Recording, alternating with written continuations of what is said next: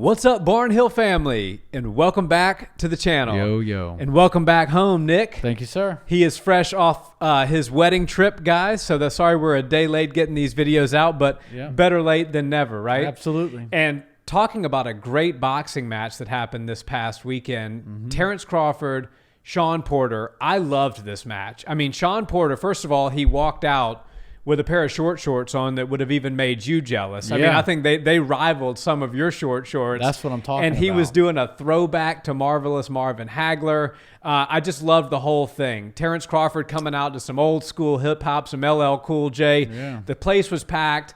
It had that big fight feel, even though the numbers as far as pay-per-view goes probably weren't anything earth-shattering, but it was a great fight. And Shawn Porter left everything in that ring and retired after the fight. But this was fun from start to finish. I mean, Porter did not even have a warm-up minute, much less a warm-up round. He came right across the ring as soon as that bell rang and threw a huge left hook with bad intentions on it, trying to knock Crawford out. And that was kind of how the fight was the whole time until Terence eventually started to get his shots off and the Porter corner saw enough in the 10th round and threw that towel in. Yeah, and being busy with, other obligations all week, or all weekend, I should say, I had a lot of catching up to do. So it was cool to, go back and watch these fights and see exactly how crazy it actually was, because I had heard that it was really awesome and that Porter left everything out there and kind of ended the career, his boxing career, the best way you could possibly do it. And when you watch that first exchange,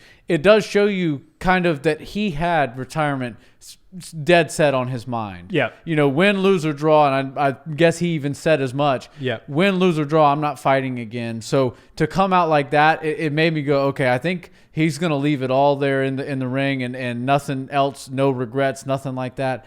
So it was super cool, made for a fun fight. And when you have somebody like that has literally nothing to lose and they're just out there to prove one last time that they're an elite level fighter, it can be very dangerous for the person that still has plans on fighting, like Terence Crawford does. Yeah.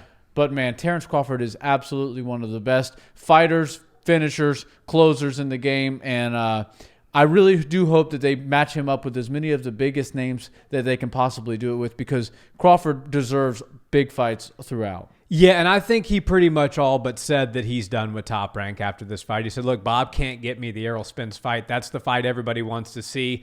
That's the fight that leads him to down the road of greatness. That's the matchup that makes sense for him. Right. And that's the matchup that if he wants to eclipse Canelo as far as the pound-for-pound great right now goes, if he wants to become a pay-per-view draw, he needs that Errol Spence fight, and he needs that win. And I think, quite frankly, Errol Spence needs the Terence Crawford fight. Yeah. Both of these guys have now beaten Shawn Porter, who was a common opponent. He's a name that everybody likes. He does the commentary, so he brings some attention. He brings some excitement himself. But now that both of them have Shawn out of the way and the litany of other fighters in that division, it really is, they're on a collision course with each other. We need to see that fight. And so I think you're going to see that fight get made. I think we're probably going to see Terence move over to PBC. I don't know how it's all going to work out. I'm sure Bob Arum is going to make a play to keep him there. But all in all, that's the fight that we want to see. And it was very interesting because Errol Spence had a strange reaction after that second knockdown when Porter's corner finally threw in the towel.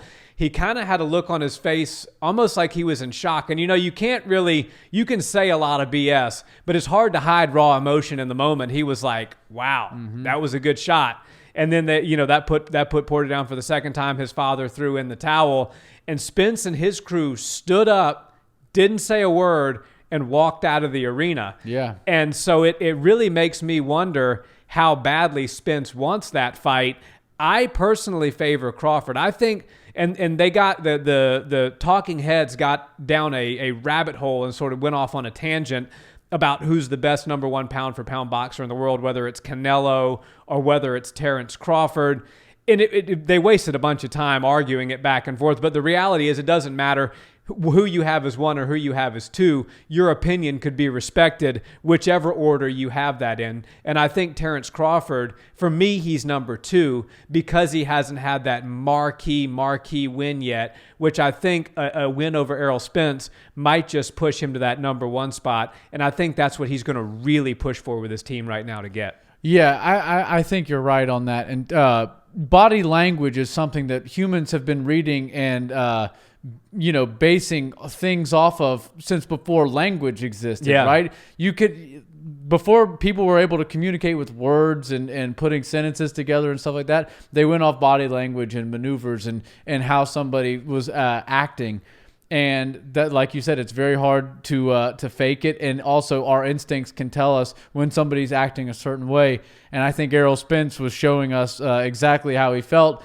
And we always say it on this channel. You've heard it here 100 times when we talk about Terence Crawford, one of the best finishers in all of boxing. He just knows how to get the job done, and he did exactly that in the 10th round with Porter this weekend. And I think maybe it shocked Errol Spence to see it live in person, to see him get one of those marquee classic Terence Crawford style finishes where he's just hunting and having it go so bad that the corner throws in the towel and the ref needs to step in because they've seen too much. So I think it might shock me if I were to see Terence Crawford in person do it, and I might be a little bit stunned, but I'm not lined up to be fighting Terence Crawford. So if you're in the crowd and you know that's the fight everybody wants to see, maybe put some sunglasses on or fake act like a tough guy next time. But you're right when you talk about Errol Spence being the fight to make. I think it takes two to tango.